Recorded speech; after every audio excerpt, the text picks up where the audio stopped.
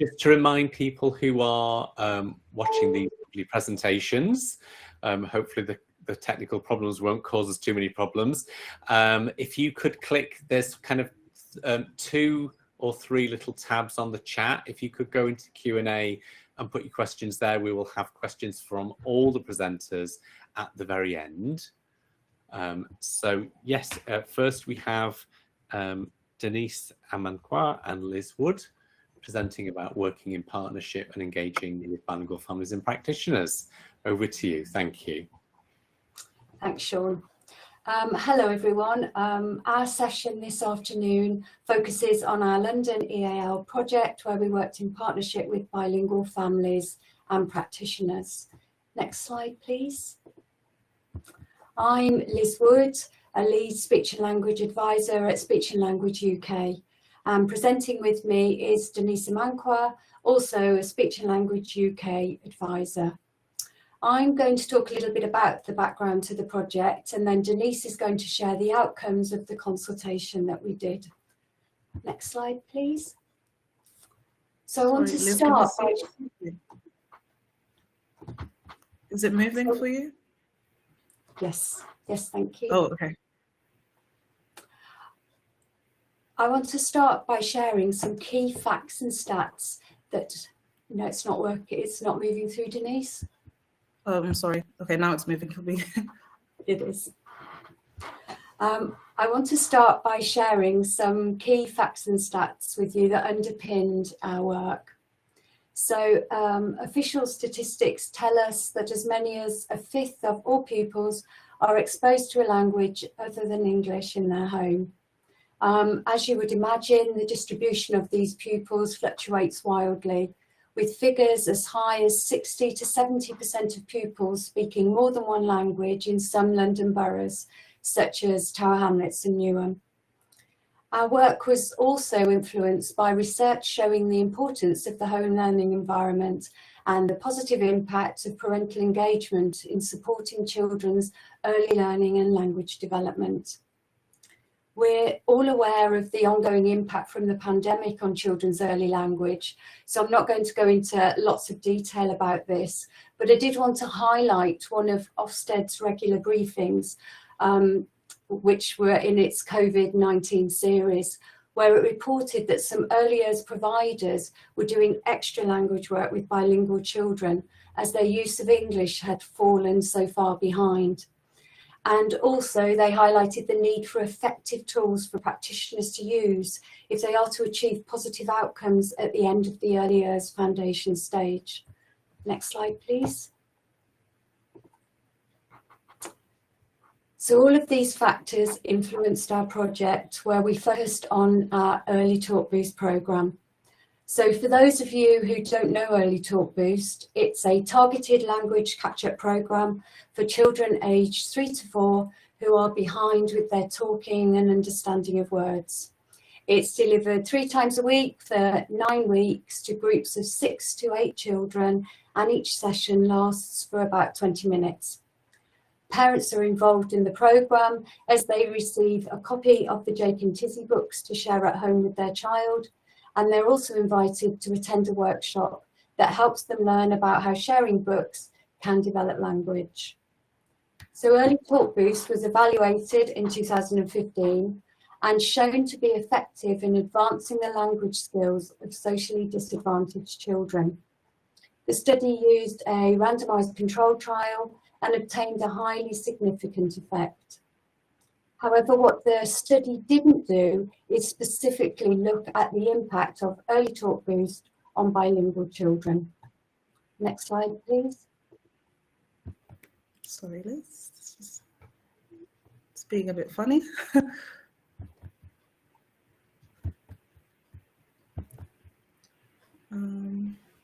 I'd recommend that you plough on with your talk, and we'll find some way of sharing the slides if they don't catch up. Thank you. Okay, so what our project aimed to do over 3 years was review, firstly, whether Early Talk Boost meets the needs of bilingual children and families, and secondly, whether Early Talk Boost enables practitioners to be able to support the development of English for bilingual children. So these are children where there is also a concern about their home language, or there were children where staff or parents feel that there was a need for some focused input to help them learn English. So we set up an advisory group of experts from across the country, and we worked in 2 London boroughs, and those were Tower Hamlets and Newham. So why did we work in these boroughs? I've already spoken about the levels of bilingualism in these areas, but both also have high levels of disadvantage, with child poverty in Tower Hamlets at 56%, which is actually the highest in London, and 50% in Newham. Research tells us that children from these backgrounds are more likely to have speech and language challenges and therefore benefit from a catch-up programme such as Early Talk Boost. So on the slide, you can see our activity across the project, and we are now in year 3.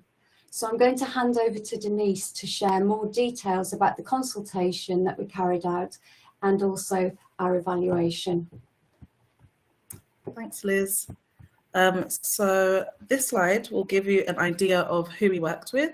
So we worked with a range of early years settings, and the pie chart represents data taken from our online tracker, which is a tool that the early years practitioners use to assess the children before and after they've taken part in the program. So the pie chart is displaying the first languages that the practitioners have input for the children taking part in Early Talk Boost groups.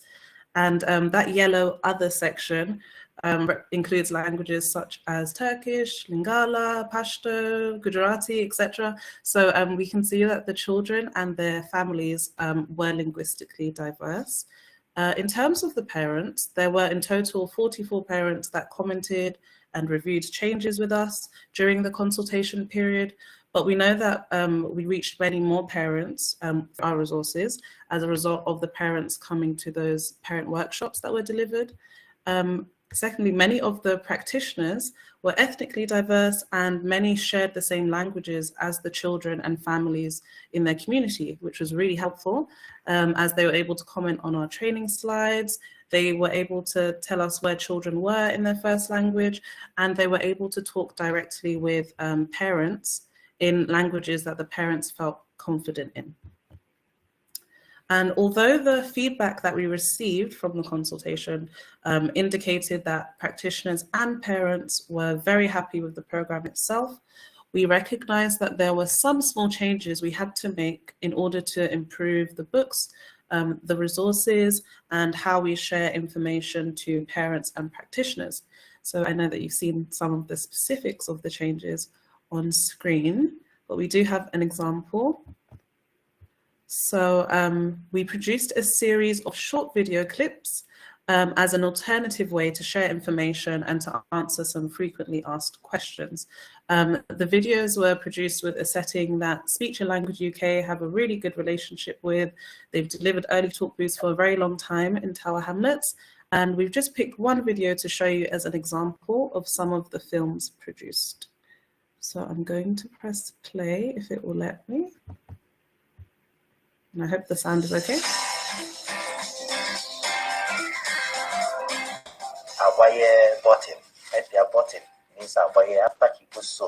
Parents should be speaking the languages that they're most confident in, and we encourage parents to share the books in whichever language they use at home. Many of our parents haven't got English as their first language, and we always say to the parents, it's really important that you talk to your child in their home language, and then we will support with English in the nursery. By the end of the experience, you can see how the children have developed their confidence. They've developed more language, a real interest and enjoyment with the books that are on offer.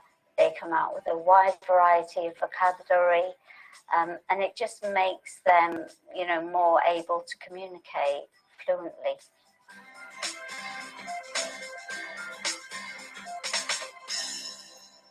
Great. So these films that we have produced will live on our Early Talk Boost parent webpage, but they're also used for marketing and Early Talk Boost training, and some feature in our parent workshop. Oops. Okay, so another great resource which has been put into our parent workshop are these EAL key messages. They also feature in the practitioner training slides, and this resource was born from another project. It was produced in conjunction with Speech and Language UK, formerly known as ICANN, members of the RCSLT and Cambridge University's bilingual network. We've just edited the word babies to be more relevant to the children that we work with in this project, because they're 3 to 4 years old.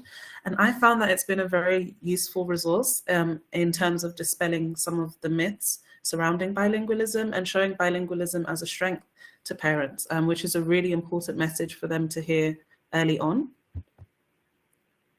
Okay, so what did we learn from the project? We have learned a lot. I would say that the first thing is to work with parents that the settings themselves have recommended as highly engaged. That makes it easier for you, and it also makes it easier for the parents and the practitioners know the parents best. Secondly, it's really helpful to have a professional that lives in close proximity to the settings. That really helps them to receive flexible in-person support as and when they need it. And it helps to build bonds, because eventually I became a familiar face because I was always there, and that helps the parents to tell me, and practitioners to tell me, what they really feel could be changed. Thirdly, if you want parents to come to a consultation, then you should make it easy for them. So we had parents attending consultation. We had the most parents attending consultation 1 because it was tagged onto the end of the parent when parents were already at the setting and they were already expecting to talk to me. And lastly, I think it's very important to really involve the parents and practitioners in the changes. So we allowed them to see the changes that were made. So we didn't just ask them for their opinion. We took the changes back to them. We asked them what they thought, and if we'd made a change that didn't match what they expected, then we made another change. So I would say that a key takeaway is to go in with a ready-to-learn approach. Sometimes when we think of being inclusive for bilingual people, the first thought is to just translate everything. But actually what we should do is we should ask people, what changes can we make to meet your needs? And we don't just stop at asking, we need to take the changes back to them to ensure that we've understood correctly what they wanted. Okay, so this at the top of the screen, you can see the wider project data. So from our initial data taken from the tracker of about 100 children, we can see that the data suggests bilingual children do make good progress once they've taken part in an early talk boost group. But we are awaiting the final results from the RCT, which is still in progress. So for the RCT, we use evaluation assistants. They're blind to the study and they go in to the settings at 3 time points. So the children are randomized. So they're either put into a waiting control group or into an active group.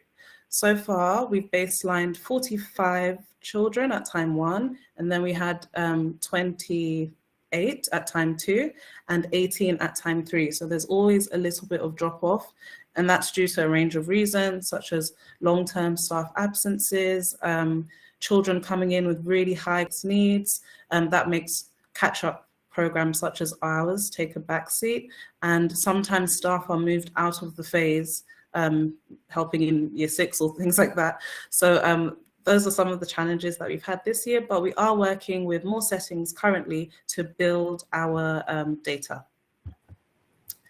So that brings our presentation to an end. If you'd like to hear about the RCT results or you're generally interested in the project, then please contact myself or Liz. Our email addresses are on screen. But thank you all for your time. Thank you. Thank you, Denise and Liz, and thank you for finishing on time. Perfect, wonderful. and really lovely to hear. As I say, questions will be at the end for all three presenters. So without further ado, I'd like to welcome our next speaker, which is Elizabeth Kilmartin, talking about improving equitable services and supporting linguistic diversity in SLT provision for deaf multilingual children. Thank you, Sean. I don't think I could have made that title any longer, do you? I really thank you very much for the presenters before. I think my key takeaway message from that was partnership and the importance of partnership when we're working with families who are bilingual.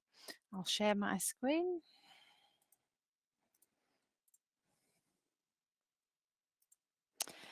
So I'm Beth Kilmartin. I'm a highly specialist speech and language therapist working with deaf children and young people.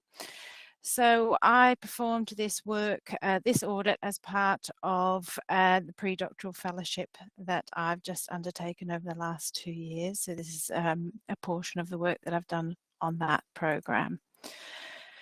So deaf multilingualism, let's start with the definition. So these are deaf children who are learning more than one spoken language, and in England and in other English-speaking countries, the number of deaf multilingual children is increasing. So 14% of deaf children use a spoken language other than English at home. But in my clinical experience, where I work in Oldham and Rochdale, as many as 72% on the specialist pathway for deaf children use languages other than English at home. Teachers of the deaf and speech and language therapists are vital in supporting parents of deaf multilingual children, particularly at times of diagnosis when discussions about communication choices happen. To date, there hasn't been an audit published about how teachers of the deaf and speech and language therapists manage their care, so that's what I set out to do.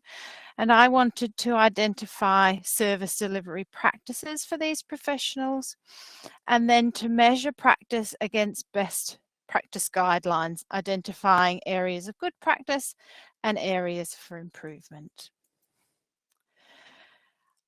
I needed some standards, some recommendations to measure practice against, and I used the essential foundations for working successfully with bilingual children experiencing SLCN and their families. This isn't deaf specific, but is certainly applicable to this population. I investigated with the British Association of Teachers of the Deaf. They don't have equivalent guidelines. What they have is supporting teachers with EAL children, and that isn't looking at developing home language alongside the community language. So what I'm going to present to you is the results, but how specifically they'll address and reflect the equitability of services and how well linguistic diversity was supported by professionals.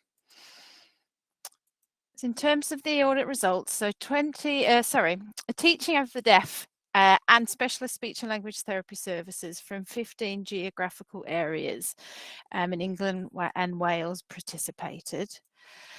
Here's a breakdown of the responses. So most were specialist speech and language therapy services, and then teachers of the deaf, and others were cochlear implant services. What I did was I collated all the results, and then I RAG rated red, amber, green, depending on how well services adhered to the RCSLT guidelines.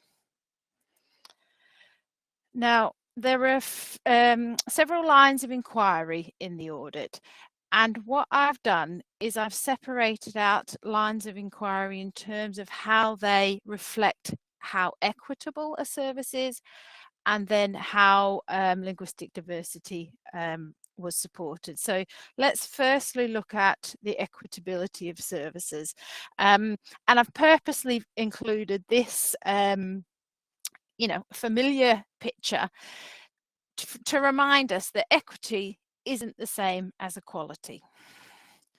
So the RCSLT, to reflect this, the bilingualism guidance is that service should allocate at least double the time for bilingual clients and their families to achieve the same positive outcomes as monolingual clients. So the first line of inquiry, information sharing. So the pie chart represents how this whole line of inquiry, the results indicate for each service. So 48% of services rated red in terms of their information sharing. To look more specifically, I asked questions like, is information about your service presented in languages other than English? And most services, 76%, said no. And then looked at, are appointment letters provided in English only or with a translation, be it written, video, or audio? So you can see most services are still providing appointment letters in English only. If we look at assessment, 50%, so half the services rated green overall for assessment, and another just under half were amber. But then if we look further into specific questions, so during the initial assessment is a record made of the following: languages used within the home. Yep, just under half of the people always ask for that information, but less explore languages used with outside of the home.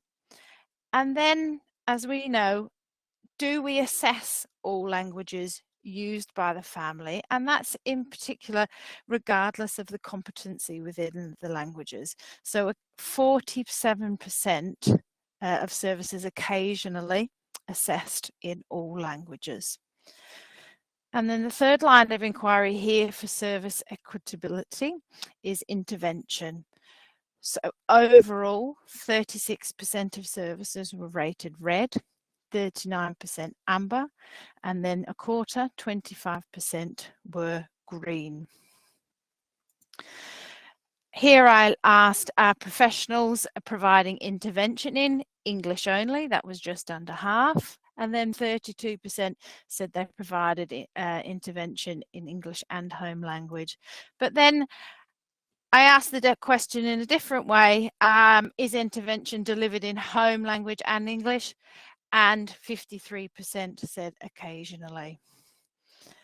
So let's look at supporting linguistic diversity. And the lines of inquiry here I looked at were referral information, referral data collection, working with interpreters, and professional development. And let's reflect again on the guidance.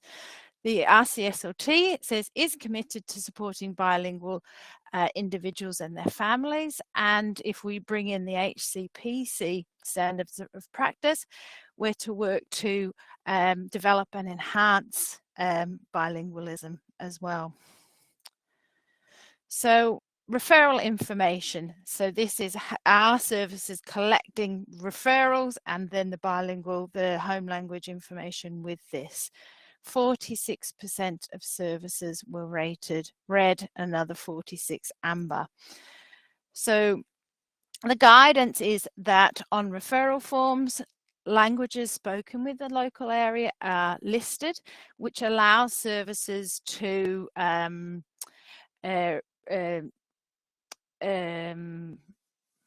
develop and change in response to the makeup of the local community, and 67% of services there don't. In terms of referral data collection, are we collecting this information? And 47% of services were rated red.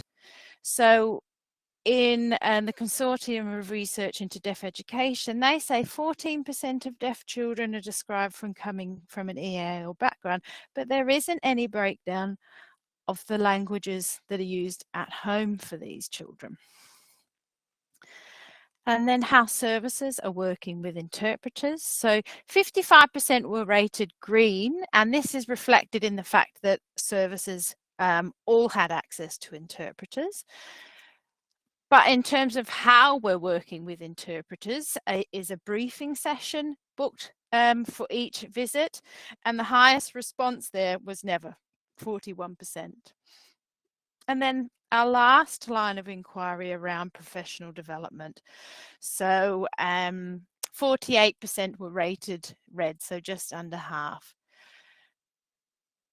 Professionals tended to access training and CPD for working with bilingual children, deaf bilingual children, only when it was felt required or desired.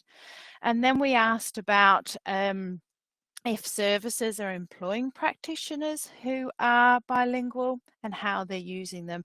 And just over half of services don't employ bilingual practitioners. So in my clinical experience, I've regularly encountered a mismatch between the advice parents receive from professionals about communicating with their deaf baby and then what happens in daily life. So by that, I mean that families are encouraged at the point of diagnosis of deafness by the majority of professionals to speak the home language, and they don't need to just focus on English, and they, kind of share the benefits of developing, of being bilingual. However, when families are presenting at speech and language therapy later on, they tend to be speaking mainly English, and there's limited use of the home language. So in order for therapists to understand why this is happening, we need to be able to counsel parents on the benefits of bilingualism, but to understand what are the parental beliefs and attitudes about bilingualism. So parental beliefs are influenced by how knowledge becomes action, how what they're told about bilingualism turns into everyday practice. Beliefs are influenced by cultural and language ideology, social norms, and past experiences. And then child behaviour influences parental beliefs and use of languages. As we've all experienced, children tend to respond in English, the parents then respond in English back, and the home language use reduces. In my clinical experience, parents hold on to a belief that bilingualism is unattainable for a deaf child, despite professional advice. So we need to work very hard as practitioners to undo that. How can we support families and parents? So we need to spend time with parents exploring their beliefs about bilingualism, discussing what language outcomes they want for their deaf child in adulthood, and then the implications of those choices. And we can use tools like the Language Exposure and Attitude Questionnaire, developed by Sean in his recent publication.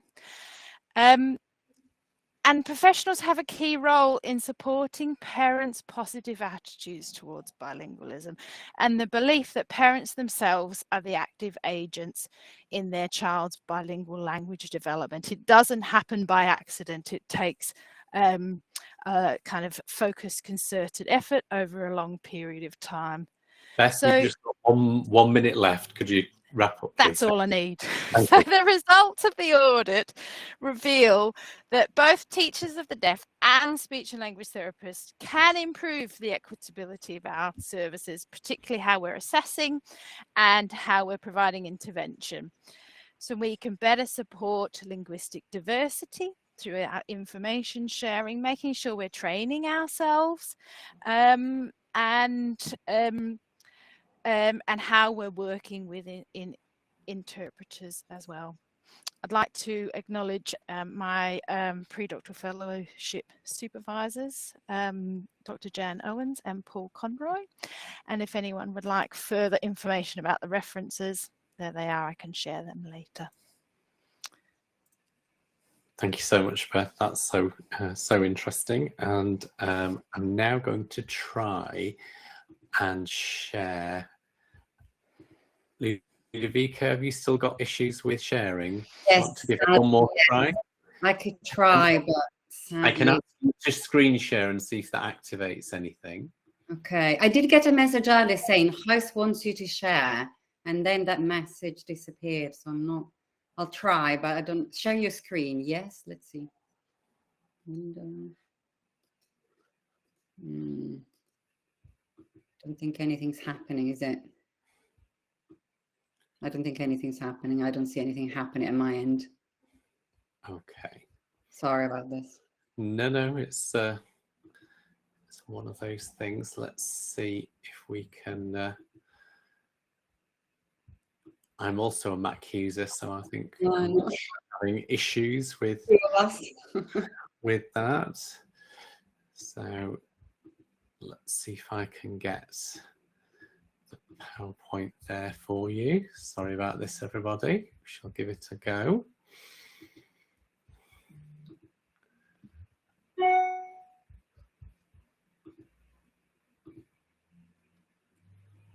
Nothing's happening, is it?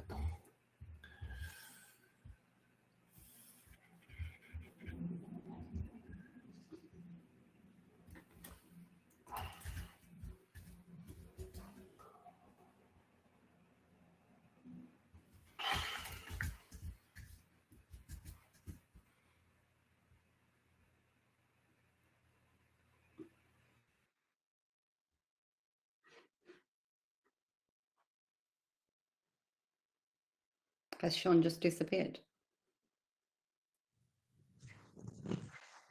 Have you sent your PowerPoint presentation to the team? Have you sent it to the organisers? I think I didn't.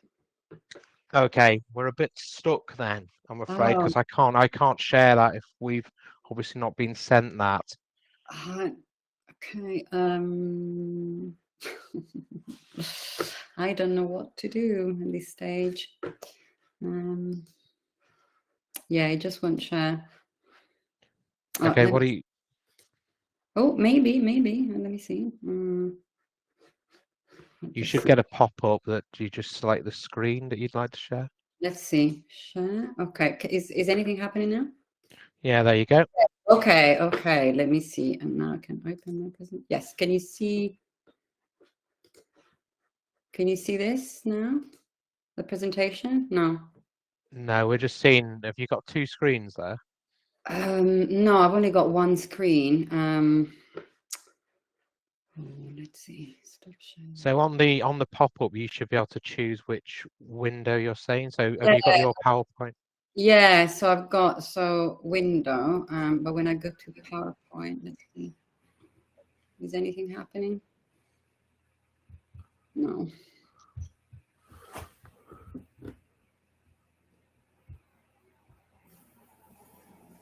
You can't see anything, can you? Oh, There you go. it's happening. Okay. Sorry, it's me sharing. Oh, is it you? Oh, okay. Well, I believe so. I had to restart the machine. There you go. So just do the Chris Whitty thing and say next slide. Sorry about that, Ludo. No, my apologies. Okay, here we go. Right. Okay. So I think my presentation follows on nicely from the one before, because it was talking about assessment and the lack of assessment being used for multilingual children. So next slide, please.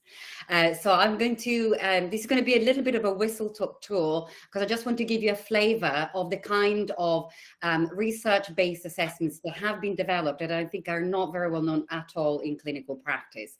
So these are assessments that have been developed by researchers working mostly on DLD in bilingual and multilingual children, specifically for bilingual and multilingual children. So these are not adaptations of monolingual tests, but these have been, bespoke for bilingual and multilingual children. So I'm going to talk about three tools: the Multilingual Assessment Instrument of Narratives, MAIN, which is available in 93 languages; the Quasi-Universal Non-Word Repetition Task, which is, as the word said, a quasi-universal tool, and it's got adaptation in a few languages. British English is one of them. And then a sentence repetition task that is also available in 28 languages. So these are all part of the Litmus project.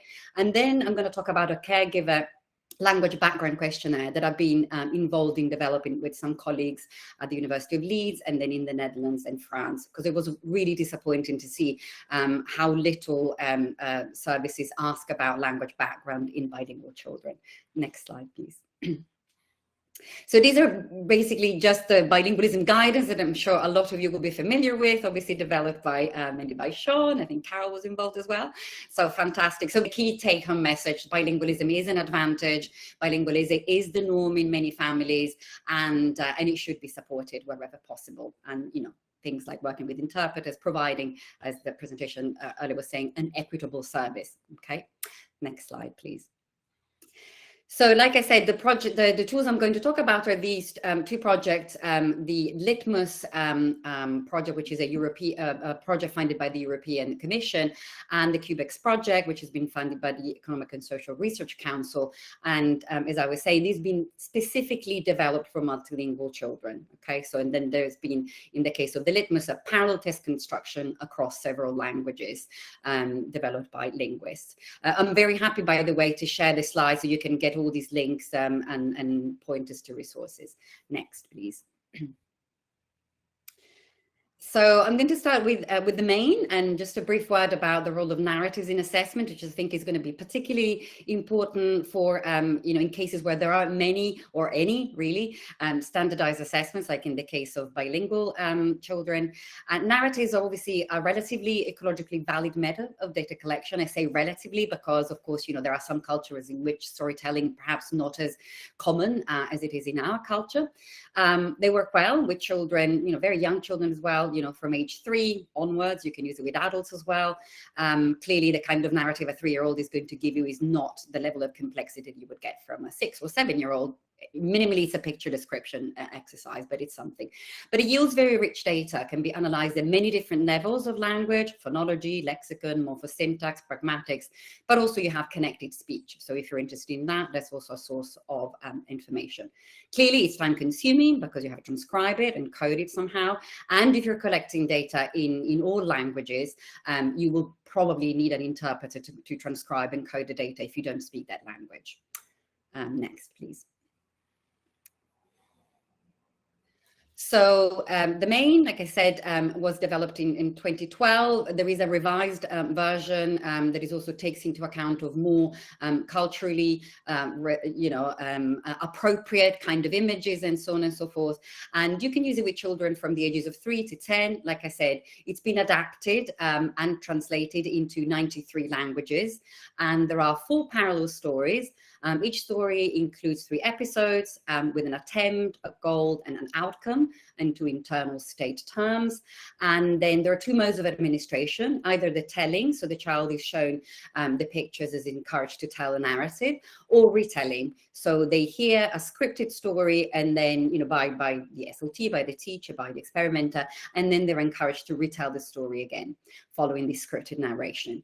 So you have 2 measures: production, so what the child actually says, and you can analyze it at the level of macrostructure, at the level of microstructure, you know, and then of course in all the other things you might be interested in. But also there are 10 comprehension questions per story on the macrostructure and internal state terms. So you're getting both information from production and comprehension for each. Next, please. So this is, one of the stories, the baby bird stories. As you can see, I don't know, maybe some of you are familiar with narratives like, wordless picture books like Frogs, Where Are You? But they're very long, right? Frog Where Are You is like 24 pages, so it's a very long story. So as you see here, these are only 6 tables, so relatively sort of quick to administer, and therefore you will have a narrative that is going to yield some informative data, but it's not too long. Okay, next, please. Moving on, so very brief sort of intro to the main, and then moving on to non-word repetition tasks. So I think, we should all know that phonological working memory, as measured by non-word repetition task, is an area that is particularly vulnerable in children with DLD, and phonological working memory task performance is still a very good predictor of language impairment. Clearly, nobody would want to identify anyone on the basis of one single test, and of course, not all children that have got DLD DLD have got problems with phonological working memory, but you know, it is implicated in DLD to a great extent. And I put a couple of interesting papers there for people who might be interested in looking at these. These are meta-analyses where they've pulled a lot of studies together and analyzed the results for the, you know, the diagnostic potential of non-word repetition tasks in many different languages. Next, please. So this quasi-universal task, as we all know, obviously a non-word is a word with frequency 0. So in theory, you know, it should be as difficult for a monolingual and a bilingual child. But of course, we know that is not true, because vocabulary really influences the extent to which do well on non-word repetition tasks, especially when non-word repetition tasks have got words that are very word-like. So this is the idea behind the quasi-universal tasks. So there are a number of consonants and vowels that are, you know, let's say common to a pool of, you know, cross-linguistically. So it's a very small set of consonants and vowels. And then a small number of syllables, up to 3 syllables, with very sort of easy, let's say, clusters, okay? And then there are a set of language-dependent items, which again are used to create words that are not word-like, but they still abide by the phonotactics of the language. And as you can see here, I put, you know, this quasi-universal non-word repetition task is now available in British English. So we've got that if people want to use that with children in the UK, which is good news because it's not available in many other languages. So only the ones that I put here. Next, please. Okay, so this is a task that can be used with children between the ages of 4 and 9, roughly. And like I said, it's got a British version now. 13 language-independent items and 18 language-dependent items that are developed specifically on the phonotactics of English. So it's relatively quick, so 31 items. And the items are recorded already. If somebody wants to use this task, we've got recording for these items, or you can do it live if you like. And the scoring, again, there is quite a bit of research that shows now that whole item accuracy scoring is pretty good. So it's pretty sensitive and specific. So you don't need to go down to the level of, you know, individual phonemes in the word. So you can just score 0 and 1. And we've also got a set of guidelines for some allowances that you can make on exceptions or on errors that children might make. So if people are interested in looking at this task, we can provide you with these guidelines that we put together. Okay, next. Yeah, so like I said, so the interesting thing is that really there is now a body of research that shows that this quasi-universal non-repetition task is a reliable tool to distinguish children who are bilingual and children who are monolingual who have DLD. And I've put, you know, again, some references here for people who may be interested in looking them up. Next. And the interesting thing is, like I said, you know, again, these studies show that there is a consistent effect of clinical status. It really distinguishes between children with DLD and children without DLD. And there are no negative effects in either the typically developing children or the children with DLD as a function of bilingualism. There are no positive effects either. So, you know, they're doing equally bad or equally well, regardless of whether monolingual or bilingual, which is a very good thing, right? Because A, it shows there are no cumulative negative effects of multilingualism and DLD, but also it's very important because you can administer this task being fairly confident that it will, you know, tap into clinical status as opposed to children, you know, functioning more or less well because they're monolingual versus bilingual. Next, please. Moving on now, so we've done sentence non-word repetition task, another repetition task, which is at the level of sentences, okay? So clearly sentences here obviously cannot be repetitions of non-words, so they have to be language specific, but as you saw earlier, sentence repetition tasks are already available in 28 languages and more are being added all the time. And we all know really the sentence repetition, clearly there is a working memory component involved because you couldn't do it without that. But more importantly and more interestingly for us, it taps into children's syntactic knowledge because to accurately recall a sentence, you need to parse a sentence into its constituent structure, noun phrases, verb phrases, prepositional phrases, whatever phrases you've got in there. Then you have to interpret the underlying syntactic representation and assign syntactic roles, right? So you have to figure out which one is the subject, which one is the direct object, which one is the indirect object, if there is one. And then to understand who does what to whom, you have to assign thematic roles to these syntactic roles, okay? So you have to know if the subject of the sentence is an agent or a patient, in the case, for example, of a passive, if it's a theme, if it's a recipient. So you need to do these kind of processing. And then, of course, you know, when you actually have to produce the sentences, if you're using spoken language or sign language, you have to elaborate an articulation plan and then reproduce the model sentence. Next, please. So the sentence repetition tasks that have been developed as part of the Litmus project can be used with children between the ages of 4 and 9. In the British version, British English version, there are 30 sentences at the moment, but as part of a project, you know, which is also the validation of the parental questionnaire that I'm going to talk about in a minute, we've reduced this task to 16 items, which is good because obviously the fewer items, the better. So 16 items are just as good as 30. Originally the task was even longer, but you know, over time it's been reduced, and you know, in many other languages there's been this process of reduction to use something that can be realistically used in clinical practice as well. So you know, we've either got recorded items or you can do a live presentation. And then you can score in different ways. You can score the literal repetition, which is very easy, obviously, if the child has said exactly what they heard, or whether they reproduce the target structure. So maybe they gave you a passive, but they used, you know, dog instead of, I don't know, animal, whatever. And then, of course, you can look at item level scoring as well if you're interested in specific types of errors. Next. So these are the sentences. Again, I'm not going to read through them, but there are different levels of complexity, you know, going from very straightforward declarative subject verb object sentences like they're eating the bananas in the park, to really complex constructions like embedded object relative clauses like the bead that the man swallowed had hurt him. Okay, the lexicon is kept really easy.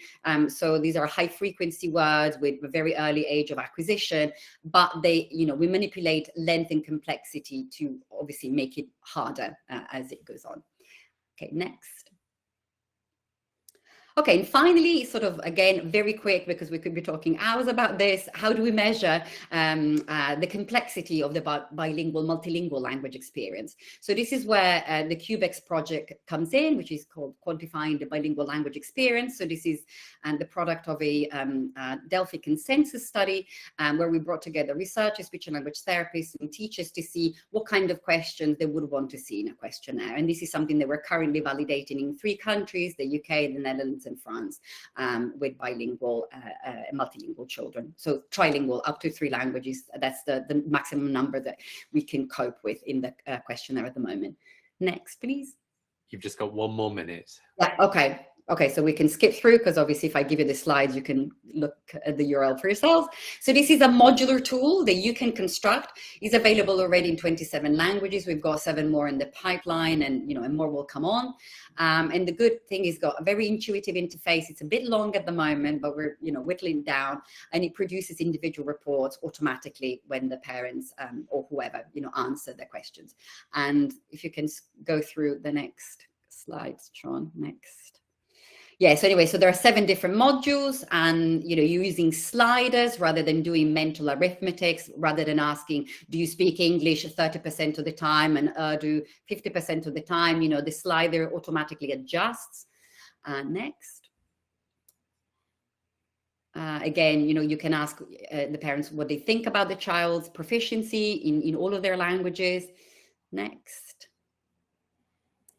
And then you can export the data. So obviously, you've got like an Excel data file, but also more importantly, if you go to the next slide, you will see an example of the report. And obviously this is very small, you can't sort of see very much, but you get all of these pie charts that give you a sense of the relative amount of exposure in use at home, in the community, at school, during the holidays, and also cumulative exposure of the child's lifetime, and also a measure up there where you see that bar chart, that histogram type thing, of the richness of what kind of language and literacy activities do the children do in all of their languages. And then finally, I think we've only got 1 more slide. Yeah, so this is also like a shameless advert for a course that we've created at the University of Reading at the Centre for Literacy and Multilingualism. And this is a course that we developed with, parents, teachers, but also speech and language therapists in mind, because we saw, again, the level of, it really depends where you are. So if you're at Manchester, you're very lucky because you've got Sean that tells you everything you need to know about bilingualism, but it's really patchy, right? Provision about understanding language development in bilingual, multilingual children is pretty patchy. It really depends where you are. So this is a course that we'd like to follow up with something that is more bespoke for speech and language therapists. But this is something that potentially people could start looking at, maybe like pre-registration as well in the course if they don't have a bespoke module on bilingualism. And final slide. And so Emma Pagnament and I will be writing an article for Bulletin, trying sort of to signpost people to these research informed assessment tools, so people hopefully might start using them in their own practice. And I think this is it. Almost on time. But no, this was the extra slide just for me. Thank you. Thank you so much, Ludovica. That was so interesting. And thank you for bearing with the technology. I had to reboot the browser to make it work, but we got there in the end, which is the main thing. I'm going to go to the chat for some questions. So let me just have a quick look. Beth, just to turn to you first. So there were some quite bleak findings, which I must say I agree with. What are your next steps in your journey around bilingualism? The list is this long. Because as you can imagine, this isn't all of those findings apply very directly to not just deaf multilingual children. And I think because I included teachers of the deaf who come from a different, not a different standpoint, they all give the same advice about bilingualism, but the training and their approach to teaching is more focused on English in my experience, and don't necessarily have the same resources and access to interpreters and such. So sorry, I got sidetracked then. But I'm working on kind of identifying the needs within the whole service, specifically training, accessing resources, making sure everyone in the team knows how to use the resources that we've got in our department. I'm hopefully working with the national, or kind of petitioning the national, the consortium of deaf research into deaf education to look at their annual survey to collect more data about the home language use for deaf children. Working on a systematic review looking at bilingual outcomes for deaf multilingual children. So the list is very long. Yes, as it always is with these comorbidity type questions as well, which makes it more complicated. In the Q&A, we have a comment really from Sinling Ang saying about home language policy, that some bilingual families, and I know I've kind of recommended this myself, have kind of chosen to use English at home and home language at home, hence the home language label. But a lot of multilingual people will naturally code switch around. I think, just to take this question, but I'll ask your the panel's opinion as well. I would do that to protect the home language, in that we don't want the family speaking English at home as well because of the encouragement of language loss. Any other comments from the panel about that one? I think it's about kind of the role we have in valuing the home language and its role in forming identity and maintaining family relationships, and communicating that to parents. Yeah, thank you.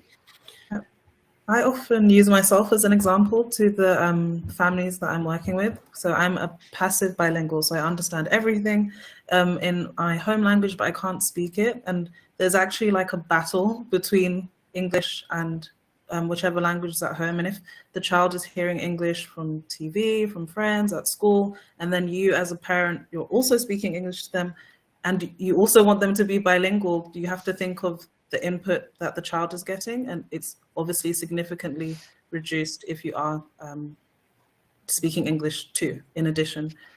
Yeah, exactly, Denise. Thank you. I think that's well and also put.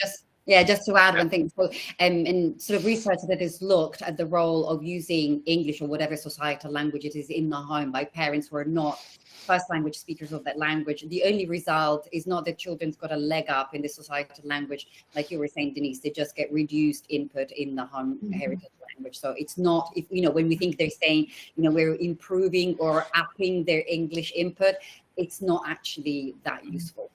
Yeah, thank you.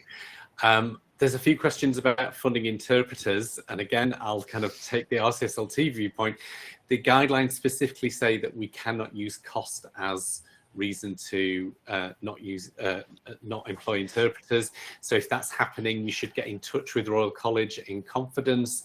It is now part of the HCPC standards of proficiency, where we can actually be reported to HCPC for not working with professional interpreters. So if that is the case, you should turn down the referrals, because you would put yourself at risk of being reported to HCPC. So this is no longer simply guidance. This is must do stuff for. And I think you go into the realms of discrimination there as well, and that sometimes helps to put your case forward. Yeah, thank you. I think this one is for Ludovika. Are the main and litmus assessments available electronically? Yeah, so I've just pasted a link, and I also did it in the comments because a few people asked. And like I said, you know, I can send the presentations if people are interested, and they are. So there is a website which is constantly being updated every year. There is a conference as well. So there's going to be one in May. I'll be going to that. And so it's been going on for about 10 years. And so obviously it takes time, you know, to have these tools available in many different languages. But yeah, so you can access it. Some of the tools are not, the main is, for example, is the one that is easiest to access. Some of the other ones, you may just have to drop a line to the contact. So there is an email, and researchers are pretty good at answering, providing items and so on and so forth.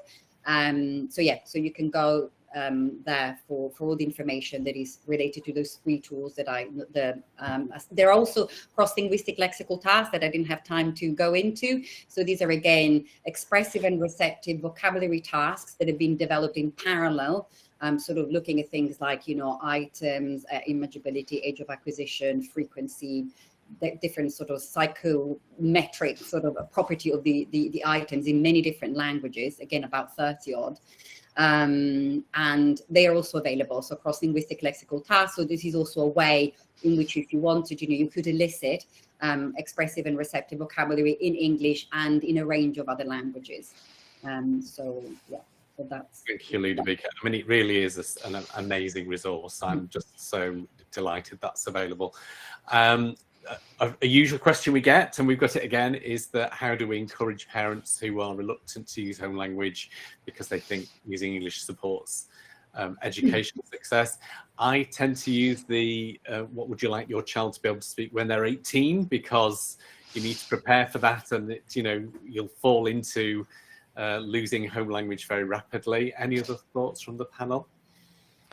I think it reflects on our own practice and any kind of monolingual English-centric biases we're emitting by not communicating with families in the way we ask, do you need an interpreter, rather than which language would you like to have this session in, because we unconsciously create deficit bias, whereas we should shift the way we're communicating the value we have on bilingualism, and I think that helps as well. Yeah, absolutely. I would love to discuss bilingualism all day, as you all know. I adore it. However, we have come to the end of our time. Apologies for the technical hitch. I hope that hasn't detracted. I found the talks absolutely fascinating, wonderfully helpful, and very positive about bilingualism, which is always wonderful to hear. A big, huge thank you to our presenters, Well done for battling through the technical hitches. It was a wonderful set of presentations, and thank you so much. I hope you enjoy the rest of your conference time. If you have a question that you would like to further ask our wonderful presenters, please use the direct chat functions on the app, and they will, I'm sure, be glad to share. The recordings of the session will be available about an hour or so after it is finished, and then for 60 days after the conference has closed. Thank you so much for your time, everybody. Enjoy the rest of the conference. Good to see everybody. Take care. Good to see you.